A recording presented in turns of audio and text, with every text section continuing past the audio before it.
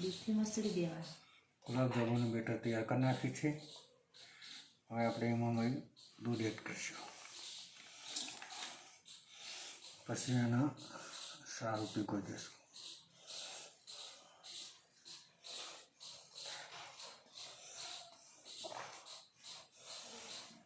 અને આપણે પછી સારું પીગળી દેવાનું. દૂધ નાખવાનું ધીમે ધીમે, વધારે ના પડવું જોઈએ.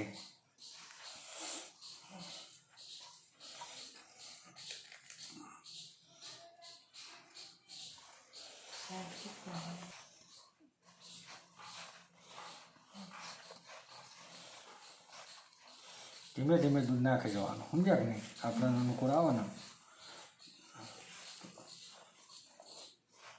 પછી દૂધ નહીં નાખવાનું, લોચો મોરા.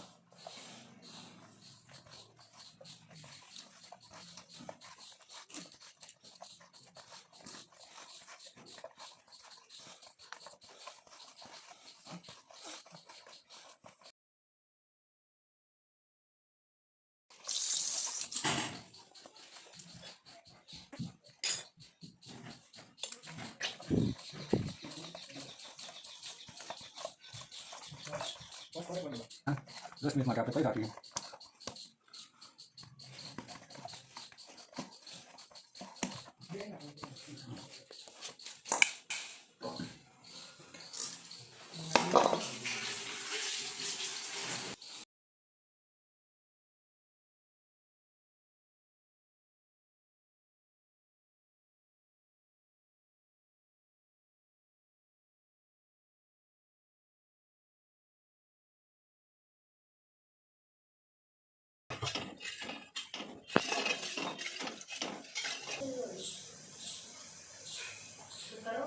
બસ આ સ્વાદ પૂરતો આપણે ઇલાયચી પાવડર નાખીએ.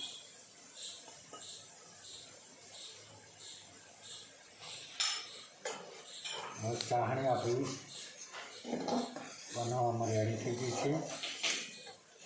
આ રીતે ચેક કરી જોવાની એટલે તમને અનુકૂળ ખબર પડી જાય. કઈ રીતે આપણને ખબર પડે કે મતલબ ચાસણી હવે તૈયાર થઈ ગઈ છે? આ રીતે કરો ને એટલે તૂટવું ના જોવા. અચ્છા. અને એ ના ખબર પડે તમે છે ને 15 મિનિટ સુધી રાખવાનો ટાઈમ જોઈ. હવે ના તમને ખબર પડતી હોય તો 15 મિનિટ સુધી રાખવાનો, તો 15 મિનિટમાં ચાસણી રેડી આપણે થઈ જાય. ને કંઈ ના ખબર પડતી ને તો હાથમાં લઈને આવે તો ચેક કરીએ તમે. અચ્છા. તો હું તો કારીગર છું એટલે મને તો ખબર પડી જાય.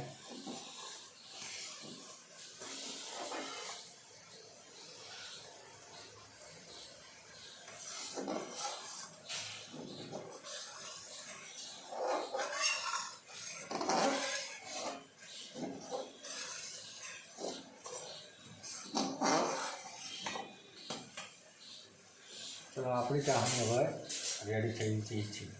હવે એને આપણે બંધ કરી નાખીએ.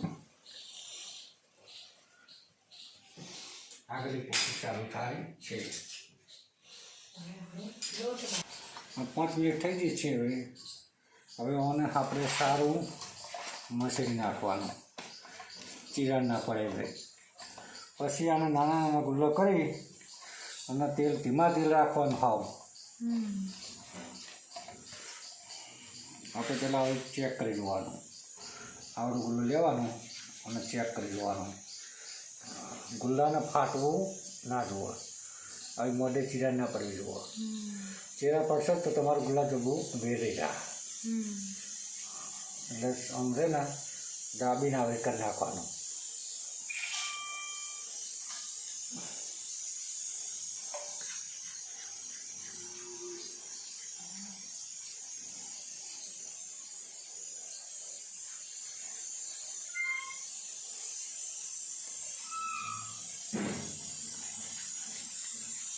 ગુલ્લો કરાવવો પડશે. બાજુમાં તેલ મેળ લીધું છે. ધીમે ધીમે આપણે તેલમાં નાખી દેવાનું.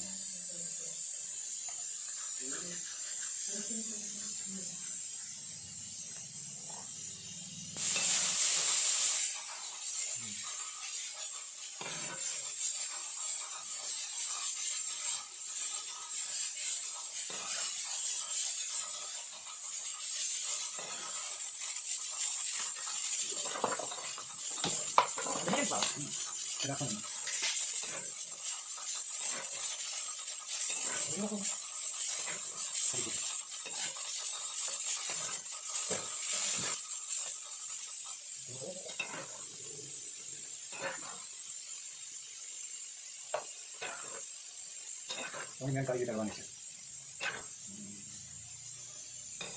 તો તમારે શું હોય ખબર કે બધા ફાટી જાય.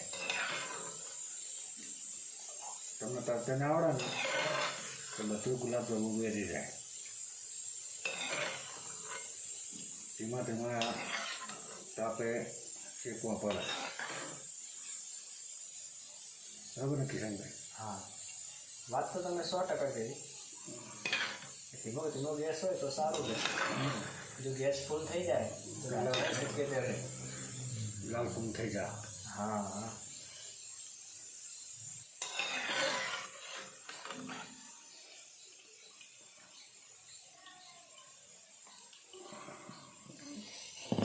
આપણે